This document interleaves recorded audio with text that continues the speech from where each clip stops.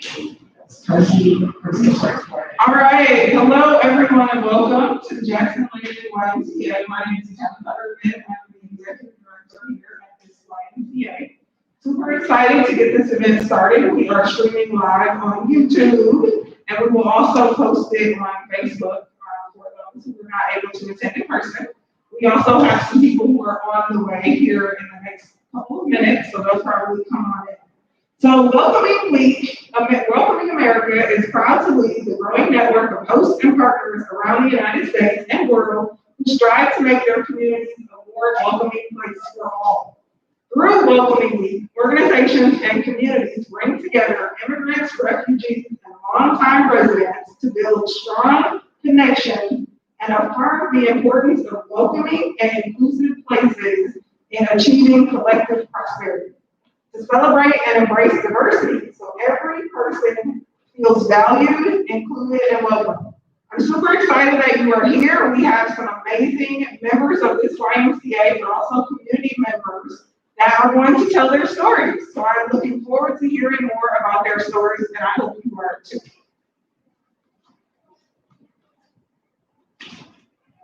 Good evening.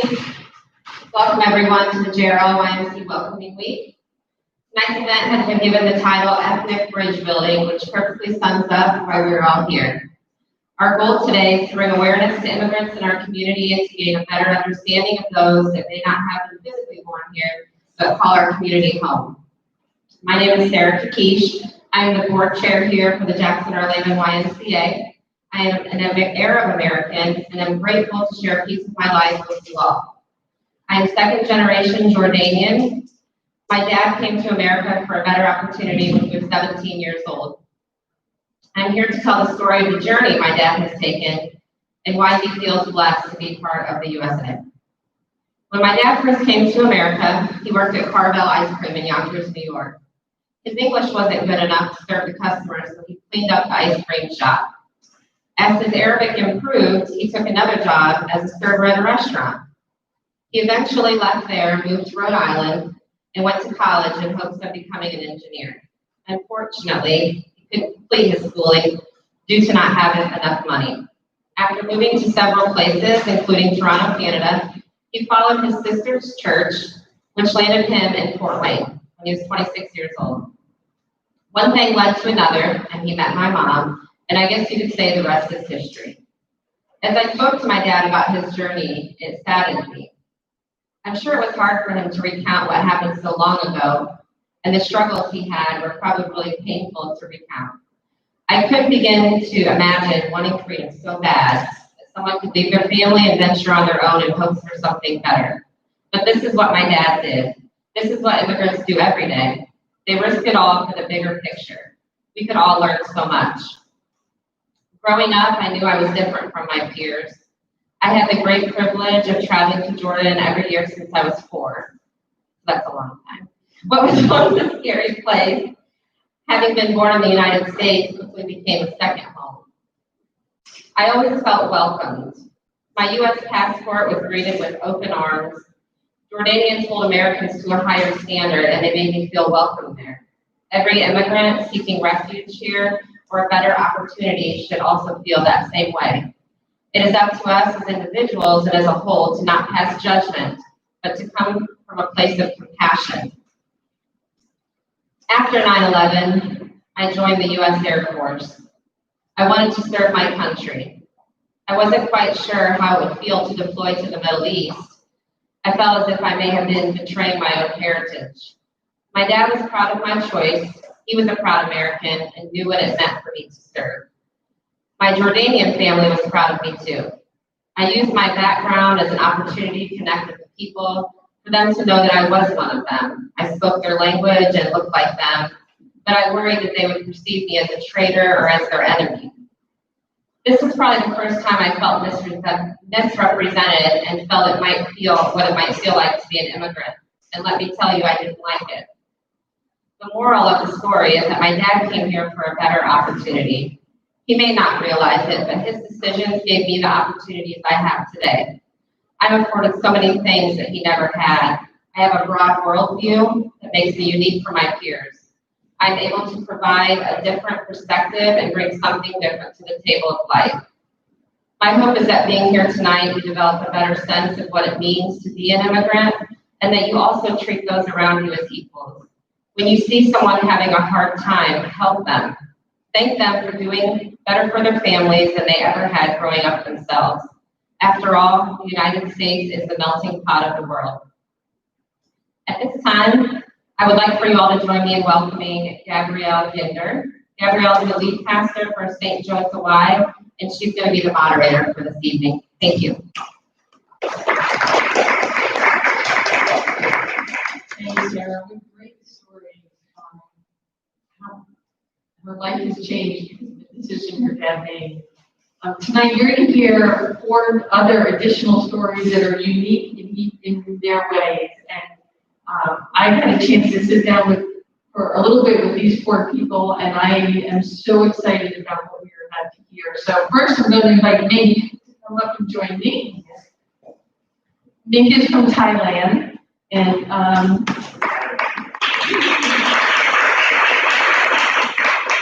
Mink, I wanted to start by asking you, you shared a story with me that when you walked into the water, you saw something that really had an impact on you. Can you tell us about that? You can take your mask off. I'll keep mine up if you're comfortable with that. I saw the welcome sign and my language. So I was so welcome. Just beside the word welcome, and I realized I had a 24 more language. So for me, it was a good, very good. So you come from a place and you walk in and we have your language on the wall and it's right there. And Yindi Tana. say it again. Yindi Tana. Awesome. That's so neat. You came to the United States because of school. So tell us a little bit about that. How old were you? Who met you? What was that experience like? And here, I'll let you hold the microphone. Yeah. And what was it like? Why and what was it like?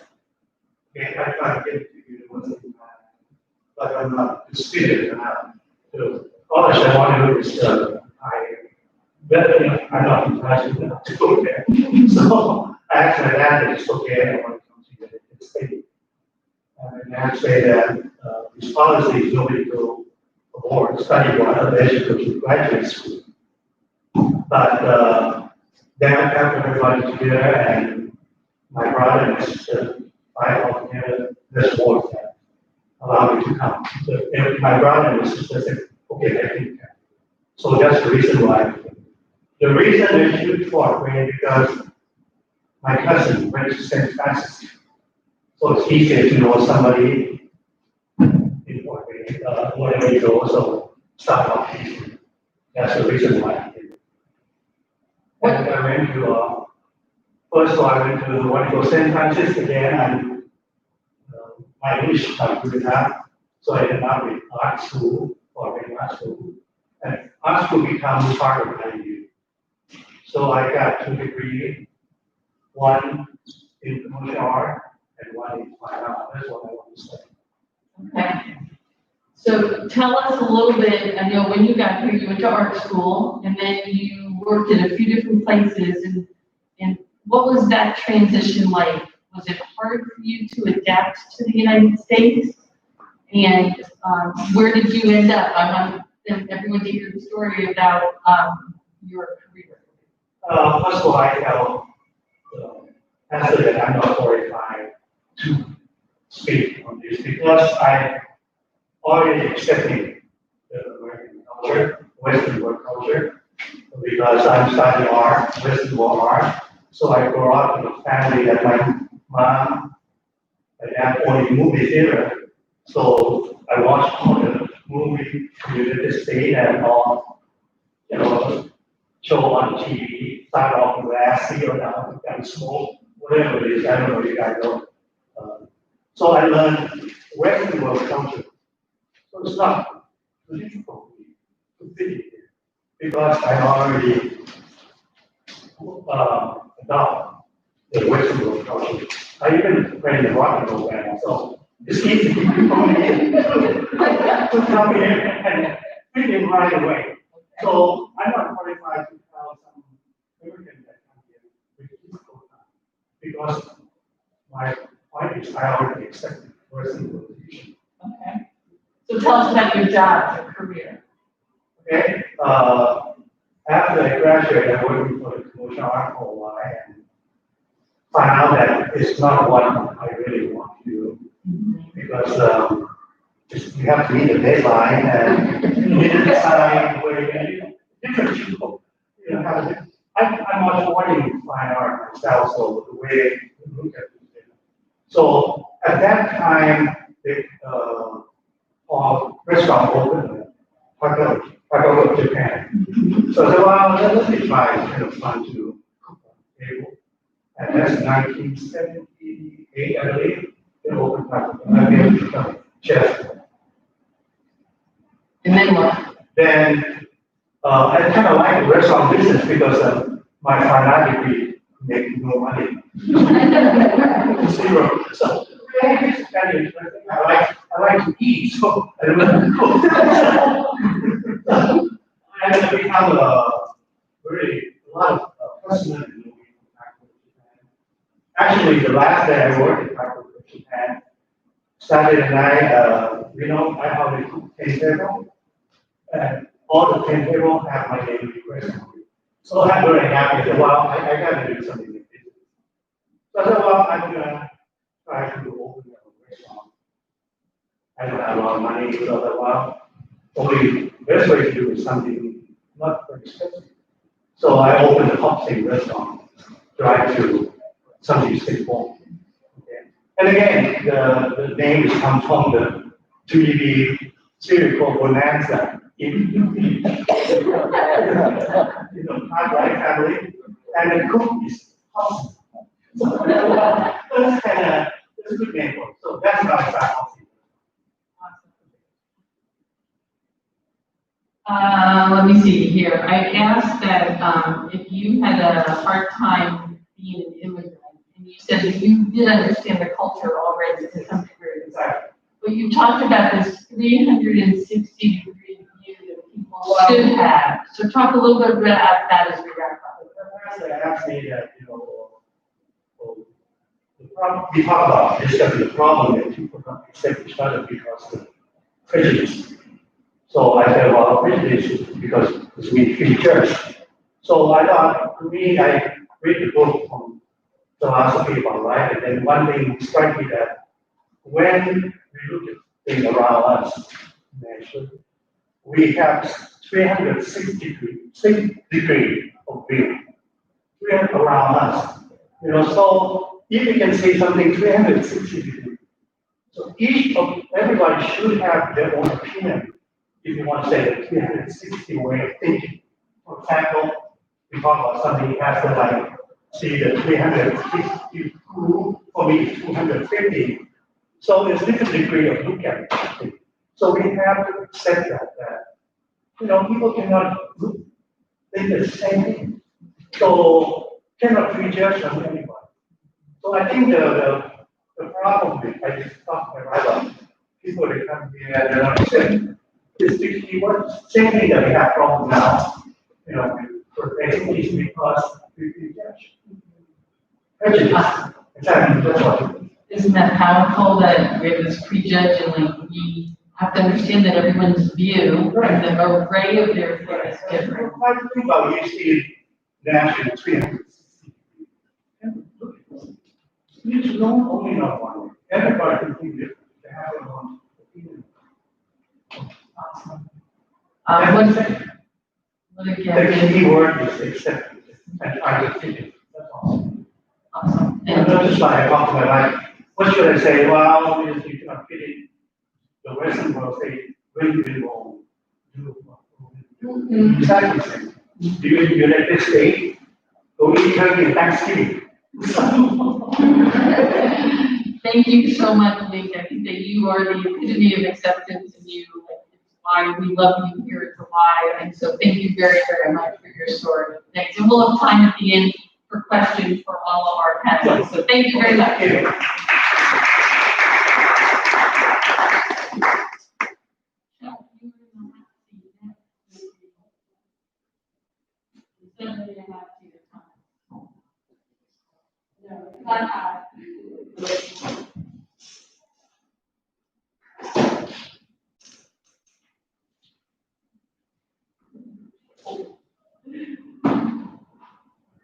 Chuck is from Nigeria, and he came to the United States so that he could teach. He's engineering, teaching, and research at Notre Dame. And you originally came because there was a little political unrest and concerns with what was happening in Nigeria. So tell us a little bit about how old you were when you came and about the journey coming to the United States. I'll let you hold up. I came to the United States in 1985. I was 33 years old. At that point, I have gone to college at the University of London. The University of London is a lot of privilege to go to university in England. It's a special privilege to go to Imperial College. Imperial College is the topmost engineering university in the world. If you look at the rankings, you have 90 some factors. The antibiotics, penicillin was discovered by some families at Imperial.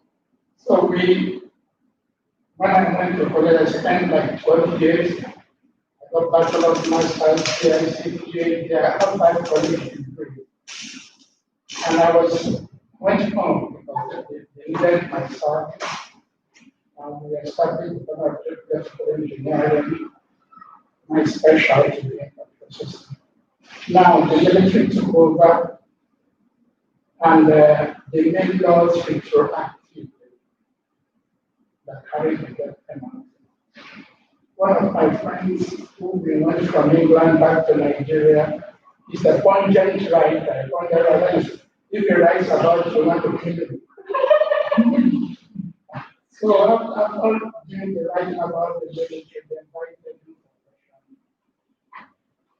they didn't kill me. They just put me on the hostage for 7 days. And we say we can't have this.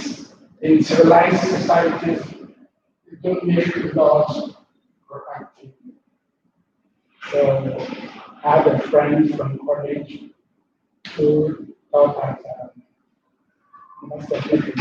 so he asked Professor Gordon, then Dean of Research and Vice President for Research and Dean of Graduate School, and they invited me as a visiting faculty.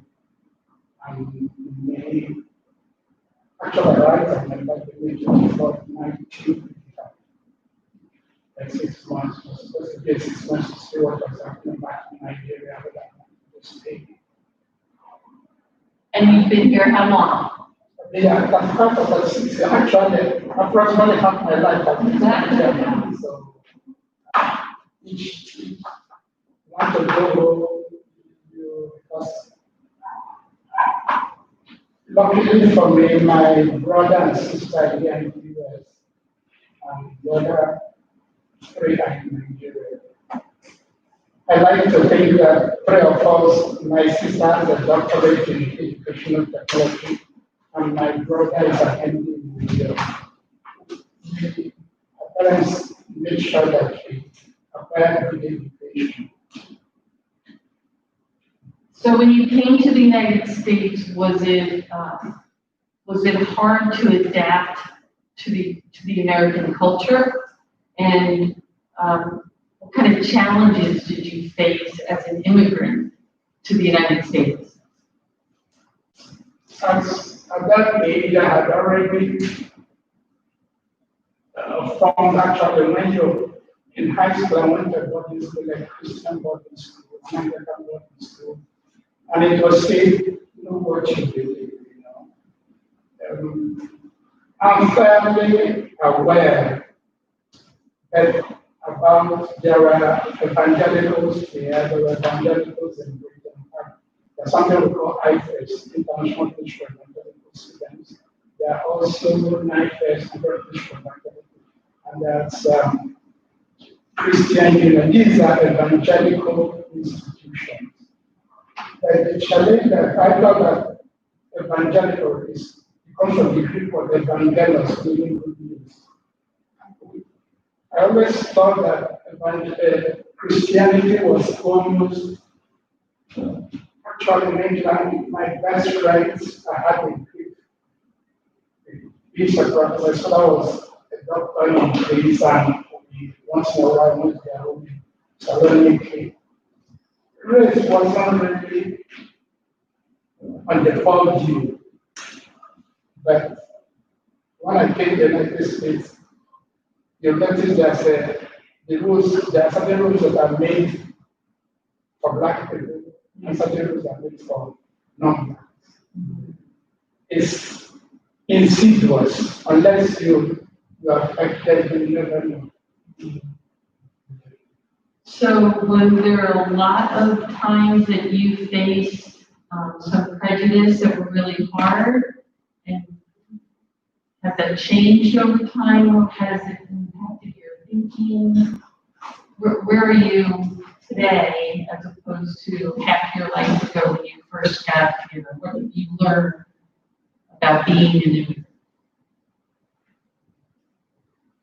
You know, I'm fairly conversant with the Bible. So Paul was born in Bible at the Mount Pastors, but it's a present day charity, and you to actually east to Jerusalem, the study of the So I have a brother, I have traveled and actually my Nigerian passport, I have gone everywhere that it went away, and then my American passport, I worked for a company that I was the chief engineer worldwide, so I went to Amsterdam, Cologne, Hamburg, Helsinki. It was like, at the point, it was Tuesday, it must be I know that sort of thing. So my passport, American passport was good too. So it's race is such an insidious issue in the United States. If you have not experienced it, you will know. Living overseas, there's something the French culture say, and I forgot this, the spiritual. There's nobody knows the trouble that's living overseas is one sign of trouble and you but when you're living here, you know, it's able to understand. For example, there are laws. I told you I left because of the retroactive laws. And here the police they kill black routinely. The last yesterday, 2 days ago, someone riding a lift over. He didn't produce. He wasn't the driver. He wasn't anything. They are sometimes the driver. Here there's something like Miranda and everything.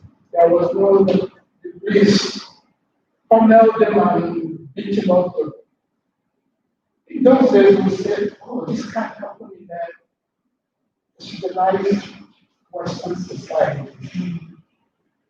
But I lived a lot in England. Those sort of things they are rare. And especially if you say, oh, you go to Imperial College, they will just respect you because it's around that square there was the Norwegian College, there was the Imperial Apartments. In fact, Imperial College is an exhibition road. You have the Mormon temples there, you have the Iranian embassy, you have the Iranian actually, it's embassy road. So then my question is, why did you choose to stay in the United States? One day, there were opportunities too, and I told you, I rose in the company. I designed things. I have come for 7 years as a professor of engineering. And when I joined for that was the time electronic control of the PCM was being developed. So part of the work I did in the ECM modules, like you find that cars today, cars maybe 20 years ago or 10 years ago, they acquired that. There are things why we did CBD, cylinder balancing, design, command, so many things I was privileged to have participated in. In fact, at the University of Wichita State University, I drafted the first course on robotics and autonomous systems, and I got the class. So I could say that I have had my share of experience.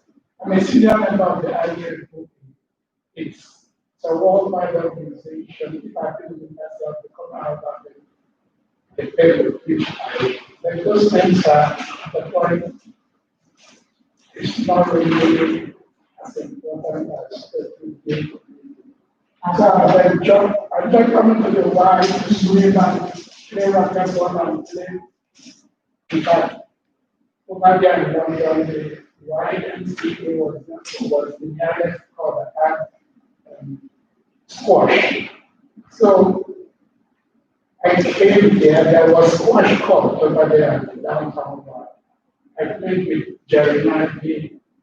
and then the former director of the library.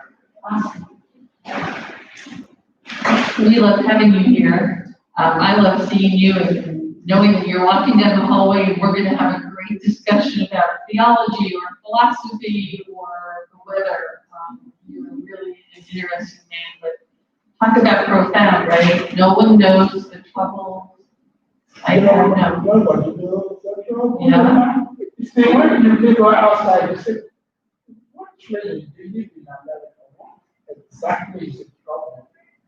So once you live here, the brutality by the police, in fact, sometimes, when they see my qualification, especially I will mention it's not carriers, they will say, oh, we need someone with the skills in Syracuse. They will fly me first class, which means the best hotel. Thank you, because if it's such a qualification, you just expect a black hat to pass by. I want you to get there and say, you know how to hold the Lord, you must be kidding. Did you fly me first class? Put me in the best hotel in Syracuse? Ask me, this is what I can do? Then I realized what it was. So when they say, oh, the qualification is precision, I'm from Africa. And then they say, oh, we have a good job for you, just do it for the next time. So, the man here, isn't it true? Let me ask you a question. If you go to the fact view on the photo, you think that there are no black people, no people. If you go to the jail, you would think there are no white people. Wow! That's why when I ask myself,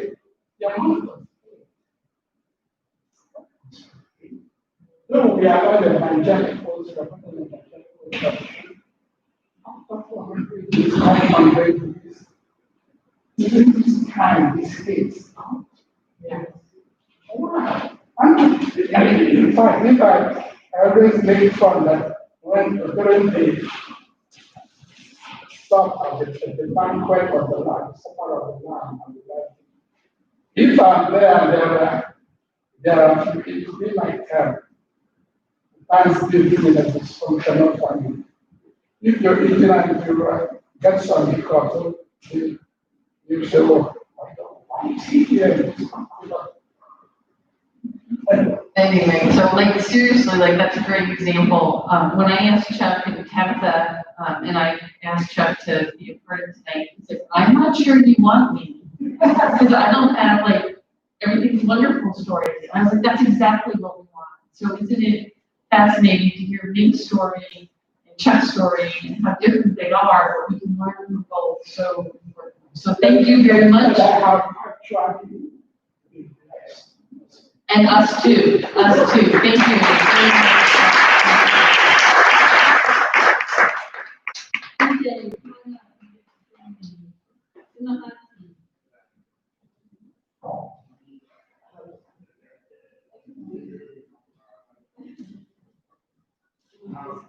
I'm gonna give you the microphone. I'm gonna give you the microphone here to use. So this is MJ, and MJ is from Uganda, and he has a great story. He's just gonna tell us some part of that, and then I'll ask you some questions. Yeah.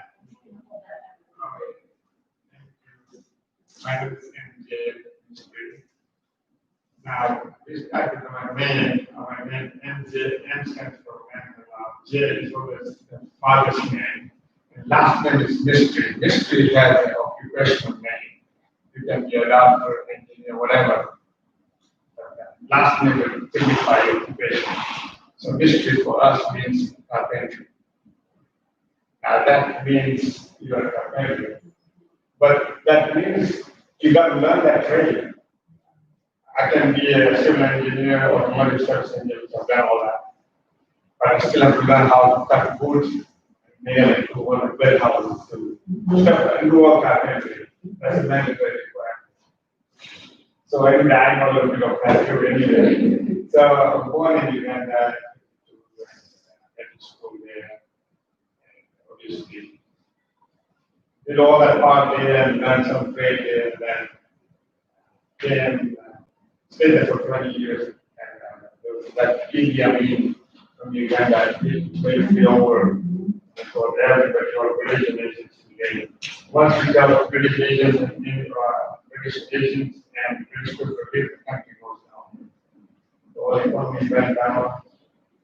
We can think that. I can think that my brother can think that. It was a Messiah in the church that wanted me. But I went to the British colony. And then obviously I went to learn school in Delaware, but I went in auto money trade, but that's what I've done. And, so learned that trade and I started working there. I was like we have Detroit here, we have Coventry in England. That's just Stafford upon Avon, Shakespeare's birthplace was there. But that's like the center of the automotive industry. But before that, I came to England in 71. A couple of years I stayed, and I was at the age of 24 when I got married. And 25 is too old, my father said. You're 25 is too old. That's out of date. My father said you get married between 22 and 25. So, and there we don't have to go out and have a date and get to know 5 years in this Lord and be late and that's not nothing like that. Basically, it's arranged marriage. Now, your marriage was arranged while you were in Uganda? No. Not It was an okay. the family come from Uganda. Okay. And so my parents and my sister, they go and do the background check on the woman. And they're a family. Yeah. And they do the same thing, so Okay. to find out. And then my parents, they find out who they are, what culture, how good they are, and that. And then I get to go and talk to the girl and see if that's okay, but you just talk for 10 to 15 minutes. Yeah. It might be a better way to do it than we do it here. It does work for me. Yeah. Great. And, so basically you talk and you ask questions like what language you speak, would you get your parents? When the girl gets married, she's more on the other side of the fence, on the boy side, and not mother side. It's a little bit, but still it's okay. But so that's what you ask, and after about 1 week, my my sister said, oh, everything is set, you're not going to say yes or no, we already said everything's fine. So my sister said, she told me about that. So I told her, that's enough, you talk 15 minutes, it's fine. And, so we got the engagement done. And then how much longer were you in England? I Came to the States? from 71 to 86, I was in England. I did work for President Corporation and French automotive company. And then I got married and then I came in 86 to this country. Okay, and, when you were in Fort Wayne? Fort Wayne because my brother was in Fort Wayne and he sponsored me. And I came to all the legal visas. It took 5 years for American embassy to approve my visa. Okay. Check my everything background, said you have the house, the money, you have everything. Same my brother and that house. Okay, So it came from the front door, not from the back door. okay. And How hard a transition was it? it took 5 years. No, how, like emotionally, was it hard for you to adapt to the United States? But we come from British colony, so Western world was there. Saying in England that way because it's more Western. So it's not too bad, but it's a different world here. First thing is, you guys drive on the wrong side of the road. And if you look at the whole world, you go to the world, drive on the side. Germany, Spain, Germany, and but that's it. Canada drive left. The rest of the world is to the right. So many ways here backwards. Maybe switch Yeah. Yeah, the opposite. Yeah. Everything is wrong here. The drainage system in the highway is all the water goes on the road in England. Sewer system, the water system. Every road has got lot of water. Really? You don't see any roads where water is right on the car. You get the water goes on. But it's not good. Yeah, that's true. So, I have a quick question. Were you in a rock and roll band like me? No. No? Did you watch Bonanza? But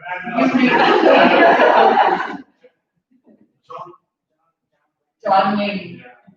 John Wayne. Awesome. And British speak very correct English. So I saw my friends who were going with me from America to England. I said, wow, so you're going to go to England to study? I said, yeah. I said, study what? English. So they don't understand. Because we say international airport.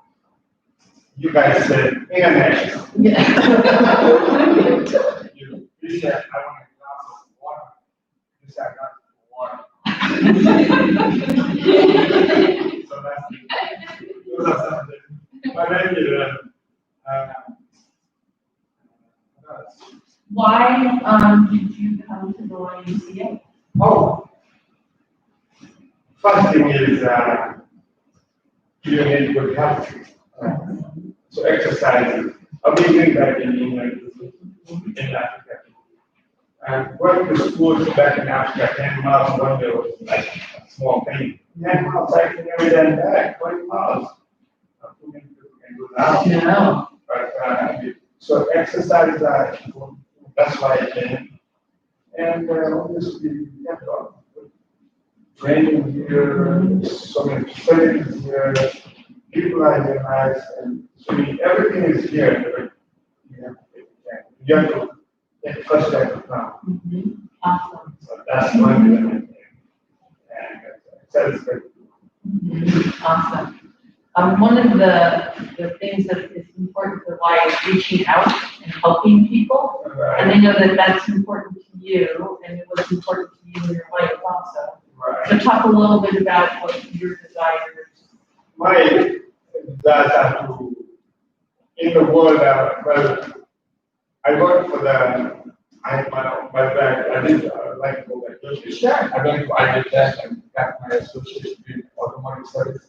But they told me that you have to study English, you have to study science, you have to study all of it. I said, I'm good at everything, but study in harder, and I can work on the car. You can be very smart in the but when you give a car to work, so after a while, 20 years of experience, therefore we have a car needs brakes, but everything has been removed. You got to put it back together. I said, okay, that's it. What else can you have? No, that's a hard one. So I got that done in one time. So my class. So I got that, and I was the first person from Ivy Tech to open my own business. You go online and check mysterymotors.net, you see my picture. And I, most of the one who graduate from Ivy Tech, they go to work for the I know. But anyway, back to your question. I retired at the age of 61, but unfortunately my life passed. But the whole idea was to, whatever you made in life, money, everything doesn't belong to us. Some of it must be done charity. So I did some schooling for children that buy the clothes, and then pay for the school fees. And, the other one was to go down to Africa and India to dig wells for water. So that's my another project I'm going to be doing. So. And just my December came from Thailand. Was my last trip was in last October. I just came from Thailand, Bangkok. I went back home last December.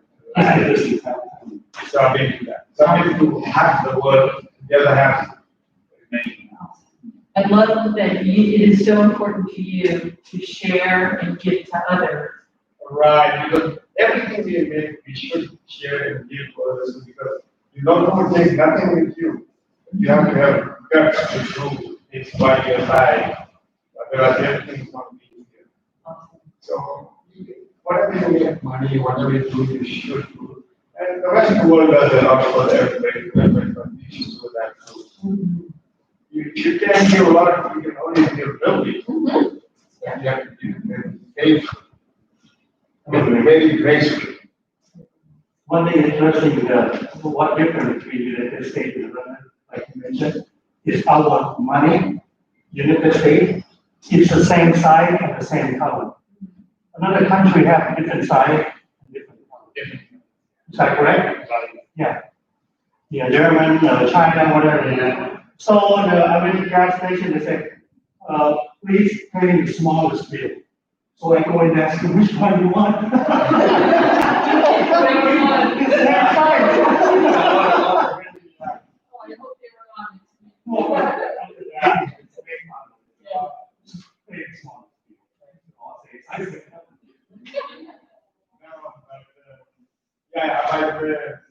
I do speak almost like 8 languages, and I learn Spanish. Because if you go to South America, other countries, my daughter can speak Spanish. But I can speak a little bit of Muslim languages, Indian languages, Swahili, African, South Sudan, and all that stuff. That's amazing. Some of it I can speak 4 languages only, but the other 4 I can read and write. But those are something. But no, I'm going to say, yeah, Hindus from India, obviously, but all the cultures, religion, all the books are pretty same. How to be with Gita and Gita teaches about how to be a good person. It's all about how to be a good person. Rituals are performed differently, but philosophy, I think, is pretty same. And Jay, what do you wish that somebody like myself who grew up here in the United States knew about what it was to be here? What can you teach us? Like I said, our culture is so different where we respect differently our elders. When you're talking with elders, you just cannot talk to them. How you do be nice. And then the other thing is like it is the lifestyle I live, and I have a little chip in my hand, and I open it, and I got you and the 3 people standing there, and it's mine. I obviously I'm going to get it, but you open the study, you don't do that. First thing is you open it. If anybody says study in front, first of all, that's how it is.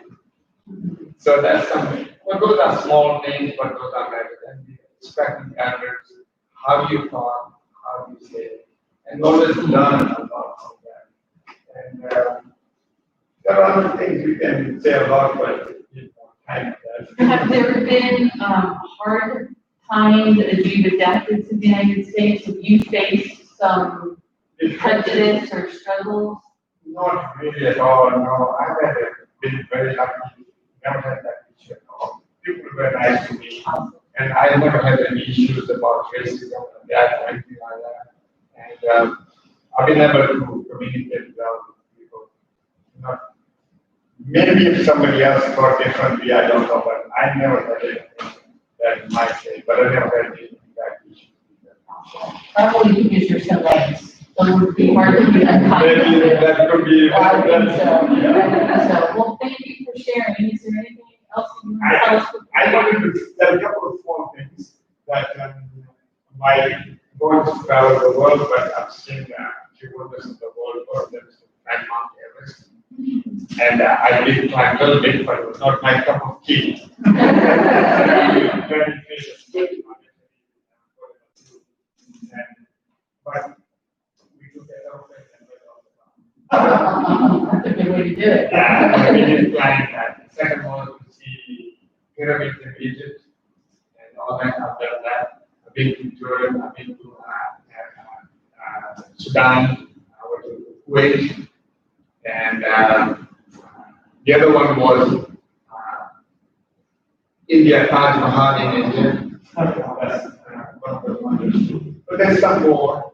But rather what sailing in the river Nile, that came from Uganda. That's the only river in the world that starts from south, goes to north. It is one of the longest.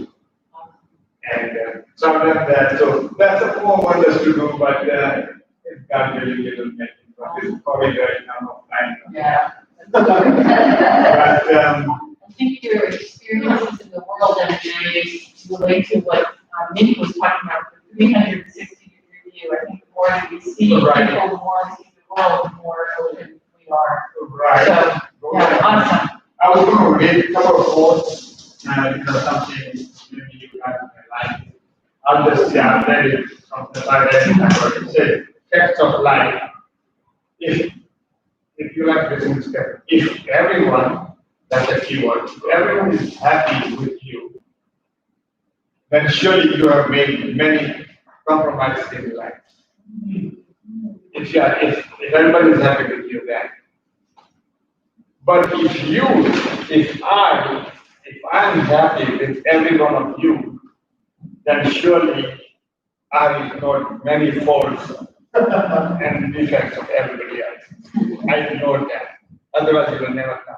1 + 1 = 2. It will not work out.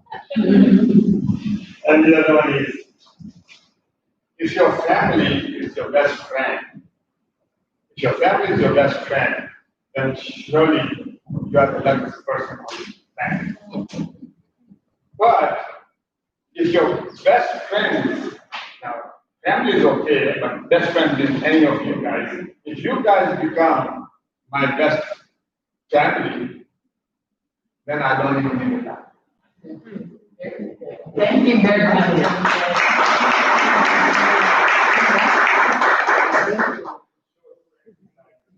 Okay.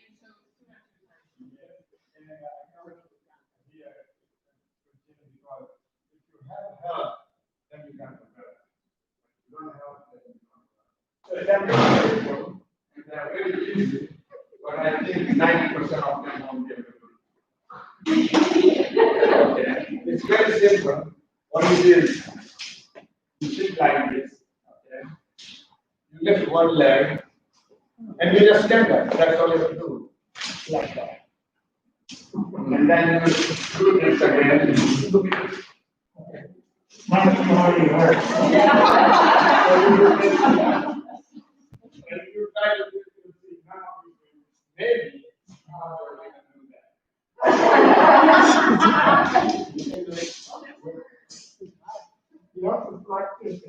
Yeah, so it looks very easy, but if you do that, you'll never go to a wheelchair.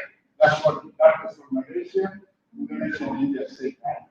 That's very important. The other one is very simple too. You do this, and this was on Good Morning America. You do this, and all you do is you sit on the ground like that, and then you stand up.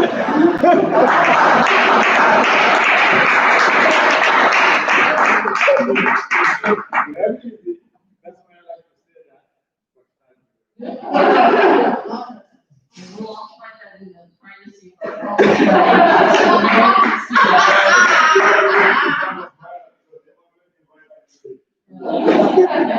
Teach how to do it. Oh, yes. That's awesome. Thank you very much.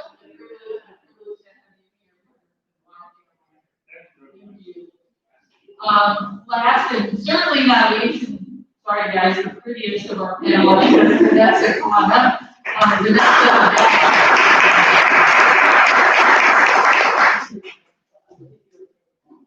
Vanessa from Mexico, and she has again another different story than everybody else.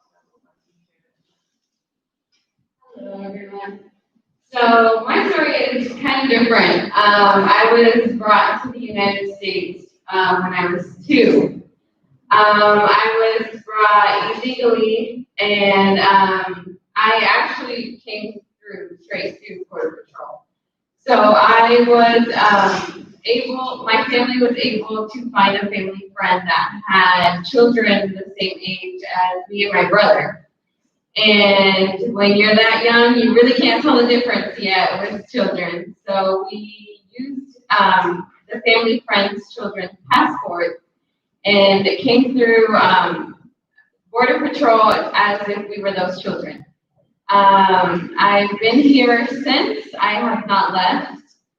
And simply because if I go home, I won't be able to come back.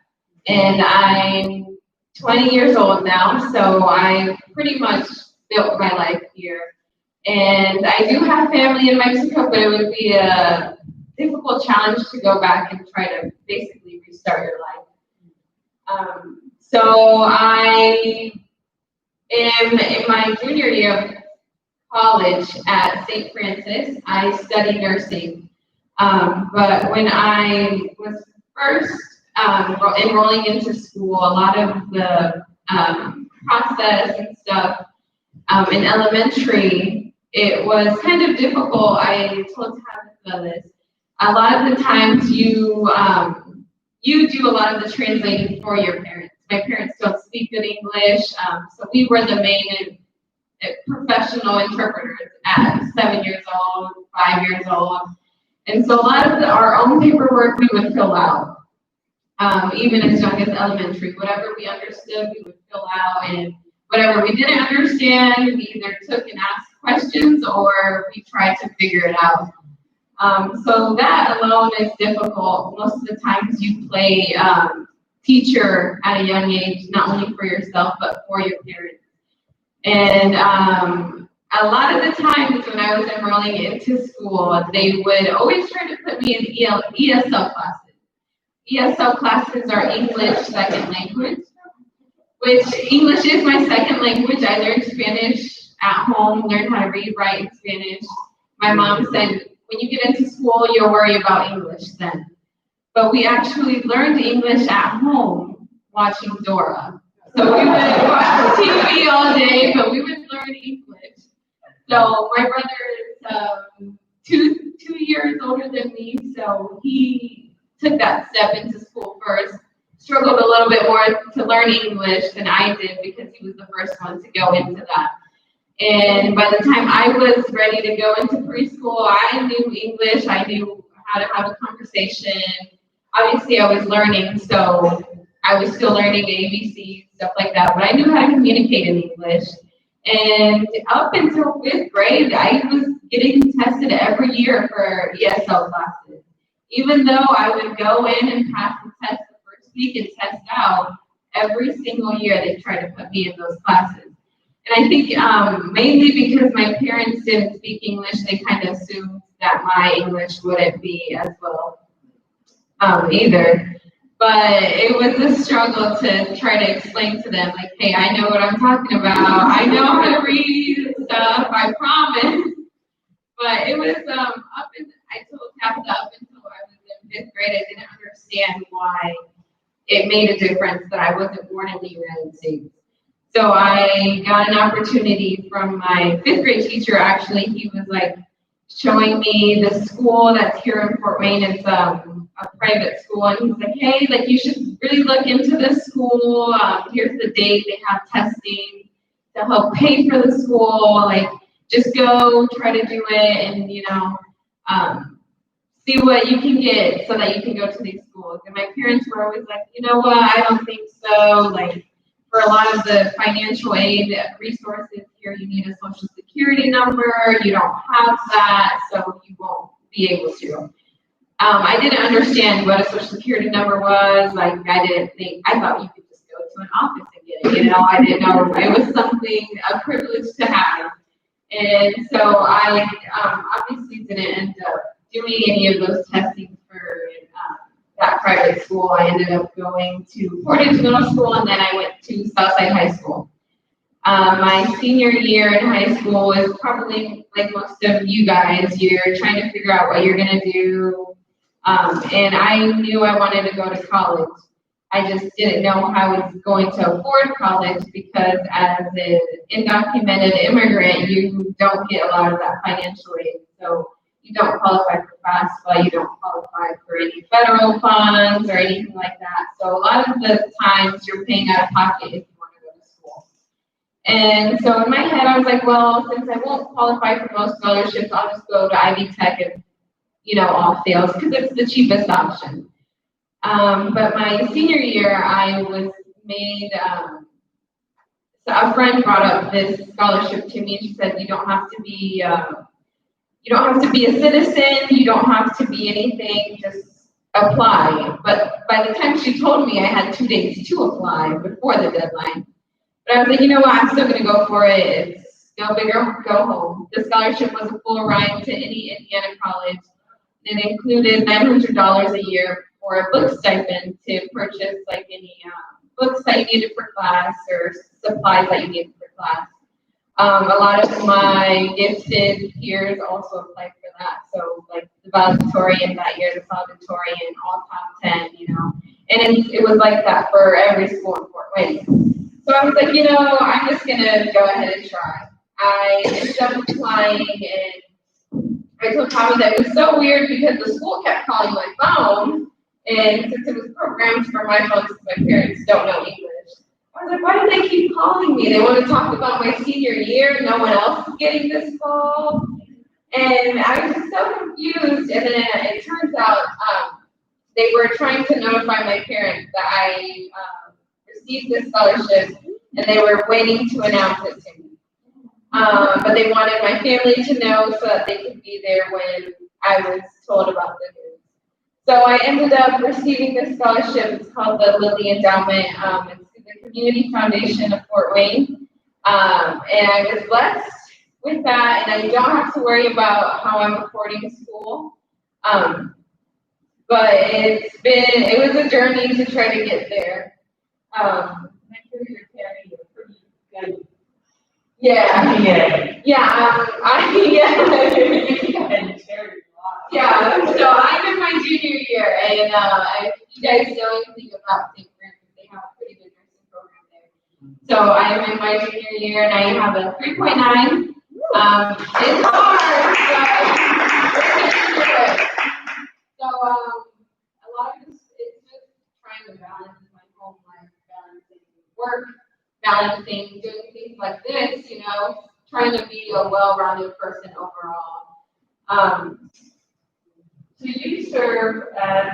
you have served since you were forever as a translator for family and family members, and that includes medical appointments and all the days. Talk a little bit about the pressure, if there was pressure of that for a young child.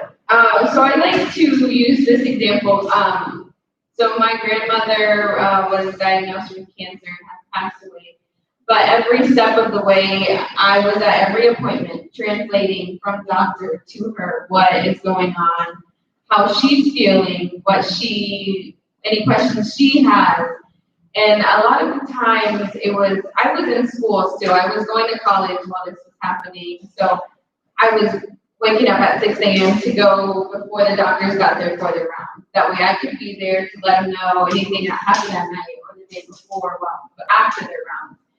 And so it was always really difficult to just, have that balance, to be there for your family members when they don't have anyone else there for them. And especially with something so critical as their health, you want to make sure you are translating to the best that you can without knowing half the words they're saying yourself. And it was just pretty tough, especially when it's someone you love, to try to not feel those emotions while you're in that position. So I remember when they were explaining her diagnosis and her prognosis of her disease, what it was going to be like from here on out. I basically was the one to give my grandma her life sentence. So it was hard, just because you have to separate that emotion, Which is really impossible to do as a granddaughter. Mm-hmm. So you carry the challenges of being an immigrant, but you carried it in a sense for your whole family in many different ways. Yeah. And you're capable, you're intelligent. Yeah, but it's hard. It's harder hard. than it looks. Yeah. Yeah, it's just, it's rough. Especially that I feel like I'm a grandma. I'm 20 years old. I feel like I've done so many things in my life, and I'm only 20. But yeah, I still have a long road ahead of me. And it's always just nice to know, you have that family there for you. They don't always understand what you're going through, but you can turn to them and try to explain all the stressors that you have and stuff like that. I imagine your family's very proud of you. Yeah. That's awesome. My mom's like, oh, just don't stress out about stuff. And I'm like, oh yeah, I'm trying. I'm trying not to stress out, but I'm telling you, I'm trying not to stress. Then you stress because you're trying not to stress. But Your immigration story, as all of them are unique. Yeah. What is it that you wish we could learn about the journey of the immigrant in the United States that would help us better? I think it's very important to know that you don't just wake up and apply for citizenship. So a lot of people think it's super easy, just go and apply and you'll get accepted, especially you're going to school, like you're giving back so positively, and not having any issues, just go apply. But a lot of the times you need to meet special criteria to apply. So if you don't have a family member that's already a citizen, or you're not engaged to someone who's a citizen, there's practically very, very minimal things you can do to become a citizen. So I think a lot of people don't understand that in itself. And even when you do apply, I think they have cases from 20 years ago that they're still working on. And when someone is trying to better themselves and get out of a community where there's not much room for improvement, you don't have 20 years to wait around, And I think a lot of people don't understand that sometimes that's the reason why, families do come here illegally, because we don't have 20 years to sit around and just pray for things to look up and be better for you and your family. 40-something years ago, if you're a nurse, you can become citizen right away. Right. Because we shot a nurse 40-something years ago. My friend is married, the job, they accept you right away. Because we shot. This is a long time. Sure. That's what I have. Before for national support. My family is second and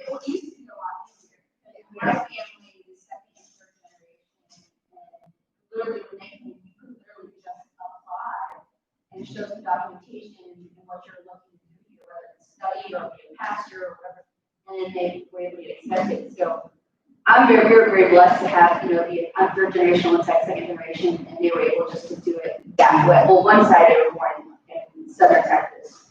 The other side, they were able to apply and do it, but it was nothing like the system of work. Yeah. Have you taken advantage of DACA? Yeah, I actually do have DACA. Yeah, so that's, I have DACA, I've had DACA since my junior year, I think, of high school. But it has its limitations as well. So with DACA, I do have the opportunity to work legally in the United States and have a social security number, but just for employment purposes. So I can do that. I can get a driver's license. I can drive legally, you know, but it still don't get any financial aid, state or government. So everything is still out of pocket for me if I want to do anything. One thing I would like to say is also that it won't both ways, you know. In recent times, the net flow of immigrants from Mexico is pointing to Mexico. It shows how tumultuous the country you are in. You know, when we left, like we were 60 members in the Department of Electrical Engineering, 12 left overseas. 6 have gone back. In fact, those who remain, there's always some dynamics involved. If you are part of inheritance at home, maybe you accept it, you have to pay United States tax. It took me a long time to decide to pay citizen. So maybe the dynamics is that way. And the dynamic certainly of the country that you come from. Yeah. And what that means, and then how the United States now feels about whichever country it is you come from. So it goes both ways, for sure. What are your future goals? So I am getting my bachelor's right now for my RN. I plan to go back to school and get my master's and be a nurse practitioner. My end goal, I want to really start a clinic in my community to kind of serve that the underserved population that we have here in Fort Wayne. I'd love to learn another language, but that would be a whole different story. But yeah, I just hope to one day be able to get back to my community, kind of make it easier for other immigrants as well. When seeking like medical care, they don't have to rely on their children. To have someone in that facility that knows their language and can communicate with them, instead of them relying on their kids or family members to do what I used to do. Awesome. That's what I love about your story is through the challenges I faced, and now make your community, our community, better based on those challenges. That's profound. So awesome. We applaud you. Thank you. And we're going to cheer you all.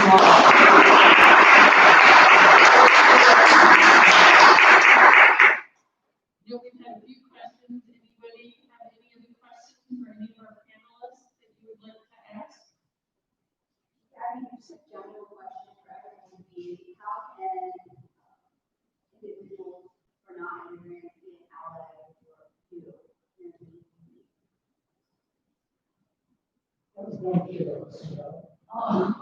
For me, if not that is my sermon, I make sure I'm at home. My grandmother used to say, don't leave home before the cock crows. And when the chickens come to roost, make sure you're at home. So we're in difficult times, you know. If you're driving your car and the police worker passes you, you say your last prayer in case you must have had stomach ache the previous night. And it comes and shows you who has the authority. You know, Christians could speak out. 1,000 Americans have died in police custody, and that's that is the polite way of saying they were brutalized, killed, shot, found someone. This is America. This is not what should I say? I left because one of my colleagues wrote a letter, an op-ed saying that in civilized society, you allow the rule of law. You don't do retroactive punishment. And now the police sees you to fly, you are told to stand back. The one that makes me laugh is the one of the immigrant. He was one of his clients. He raised up his hand, raised up his leg. The policeman came and shot him and said he was afraid of his life.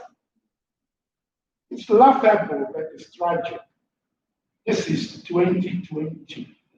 America should be better than that. America should be better than that. Maybe others want to answer that question? No, I just wanted to comment about. Okay. Yeah, I don't have that. Let's do that just so that makes sure people mind can hear you. Yeah, I just wanted to say that Hawaii is a nice place to come to, but lately because of the COVID situation, everybody says movie theaters are a very bad place to go. Cruise is a very bad place to go.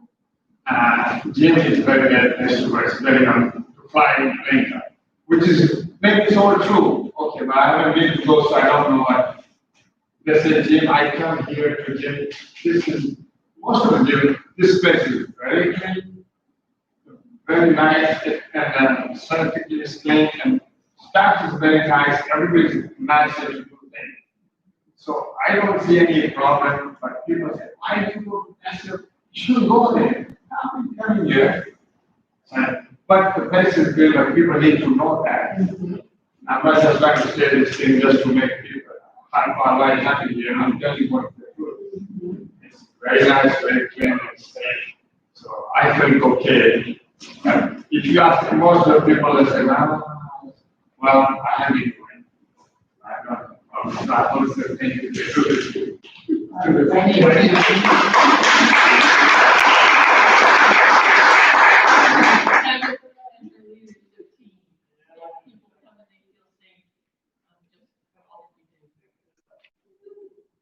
Other questions or comments? What do you all like about Fort Wayne? What do you like about Fort Wayne? Well, I like Fort Wayne because it's a affordable place to live. Let me tell you, you go to New York, you're just paying for taxes for property in Chicago, in California, the whole thing, and you will never get to live your life. So it's rare to live your life, you have just asset nice struggle life, you can't do that. But all you need is food and you can do that's in New York, someplace. Fort Wayne is affordable, and it's not very heavily populated. Food is very reasonable, and everything is reasonable, and housing is reasonable, not bad. But some adjustments can be made.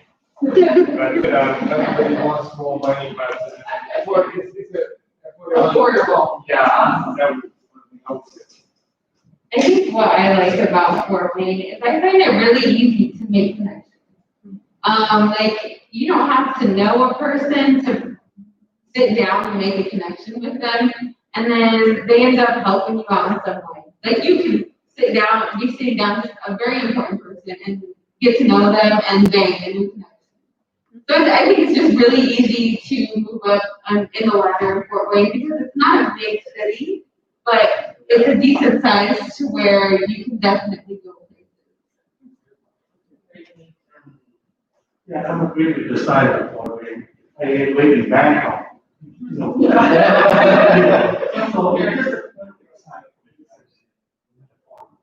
Okay. And a lot of good people. Yeah. A lot of, they call the church town. Yes. City of churches. This is good. Fort Wayne is very close to three major cities, Chicago, Indianapolis, and Detroit.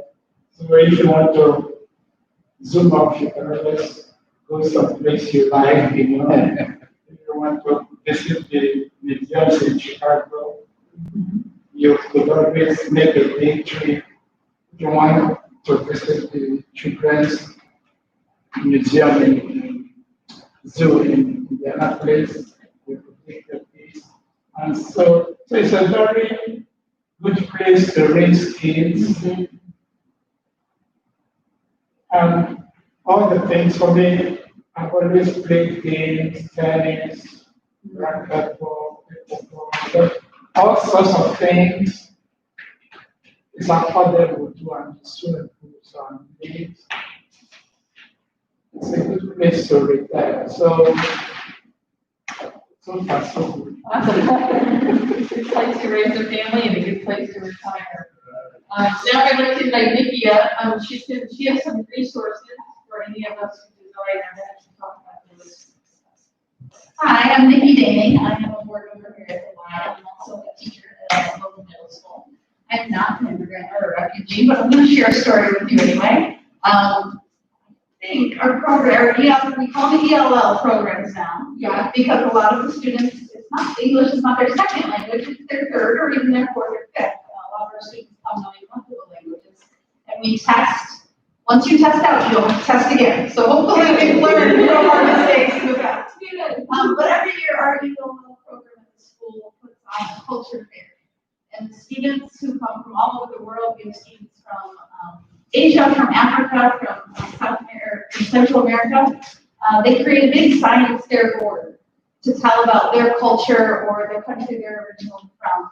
And they set them up in a room, and the students and teachers are allowed to kind of come through open house style to see the different cultures that are represented at our school. It's a very great opportunity.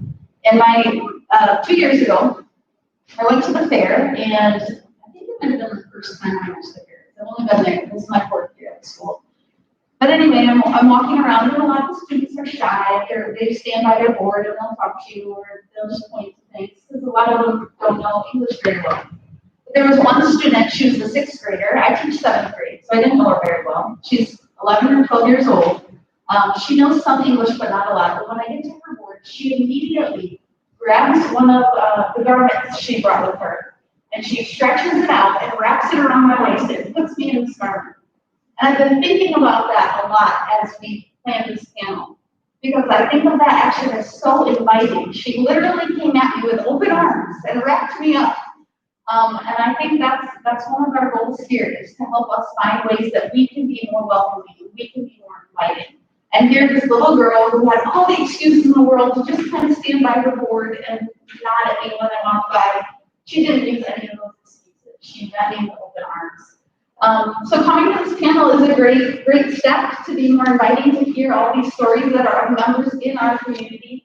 But we don't want to stop here. So you were given a list of resources at your seat. There are some nonfiction books in here. As a middle school teacher, I had to include some children's and young adult literature as well. So some of those are fiction, some are nonfiction. There are some documentary films as well if you're not a reader. And then on the back, you have a few organizations that help immigrants and refugees in Fort Wayne. And the last item there, the last column has some action items. So we can read and watch films and attend panels all we want. And learning is wonderful. I love what Ming said about getting that 360-degree view. But if we are going to take some actions to actually be more welcoming, we're not doing enough. Okay, so I encourage you to check out those action items and decide which one you maybe want to try this week. Thank you guys for coming. I'm going to invite Tabitha up now to close this up.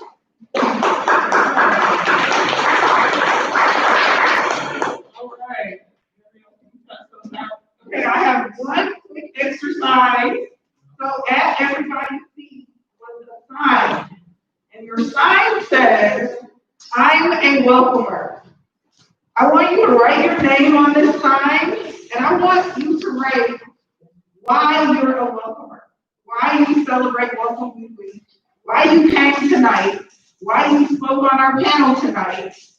Because as we've gone through this journey, myself and our lovely board members, so I have Nikki, Gabrielle, and Sarah are my board members here that helped us put this together. And together we've all taken a journey in understanding every story that was presented tonight, or any stories that were not presented tonight, right? And for me, it's caused me to be reflective about the things that are happening in our community now that Chuck talked about, but also opportunities and challenges that immigrants have and Americans have. So I want you to just take a moment, write your name on that paper, and think about why it matters to welcome someone who is not like you. Me, an immigrant, another American. Think about why you're a welcomer. I want you to write it on that paper. We'll take a quick picture together. And I want to hang those in this YMCA, if you don't mind. I'd like to hang them up this week. So as people come into our Y, they can see why we should be welcoming to people who are not like us. And so write that down. I want to say thank you for coming tonight. Thank you for being a part of the Jackson 11 Y. Things like this excite me and gives me goosebumps at the same time, right? So I've been at the Y 13 years, and whenever I'm blessed to do things like this, it makes our work so much easier. It's been an amazing journey for the last couple weeks to put this together. Last week, and I don't know if he wants me to tell this or not, but last week MJ's sister passed in London, who was 18 years older than him. And he's not able to go to the funeral because of COVID. And he brought me lunch the day after. He brought me lunch.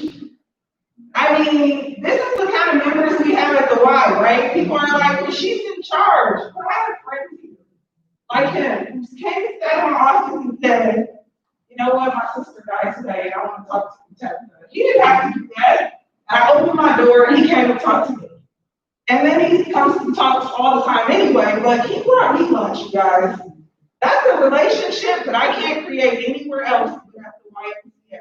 So I hope that you leave here today and you feel welcomed. And if you don't, come find me and tell me how we can be more welcome.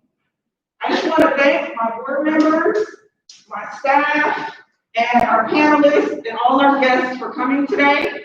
Please fill out your sign. If Brian can step up here, he helps me out. He works at our metro office. He helped us with the recording and taking a few pictures. I'd like us to hold up our signs and just get a quick picture if you don't mind. So thank you again for being here, and let's take a quick picture. Let's stand where you are and spread out. Have you guys come over? Gabrielle, yeah. I'll have you guys come over this way so I can get you all in one shot.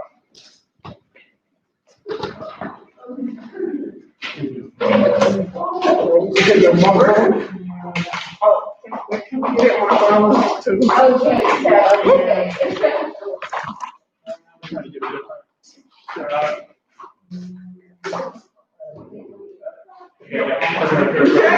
can picture him sitting down. Can you see all of us?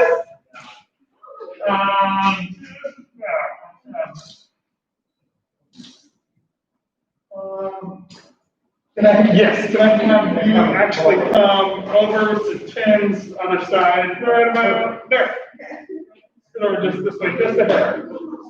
Sorry. I didn't get one on my phone too, if you don't mind. Not a problem. All right, let me grab your phone. It's over there. Okay. All right, here we go.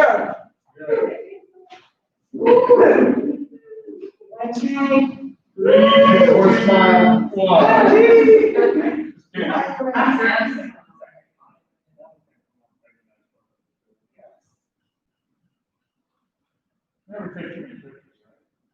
All right, there we go. Thank you guys. Bring your paper up for me so I can pick them up.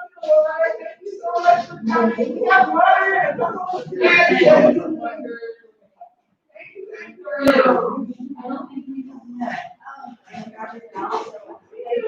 you.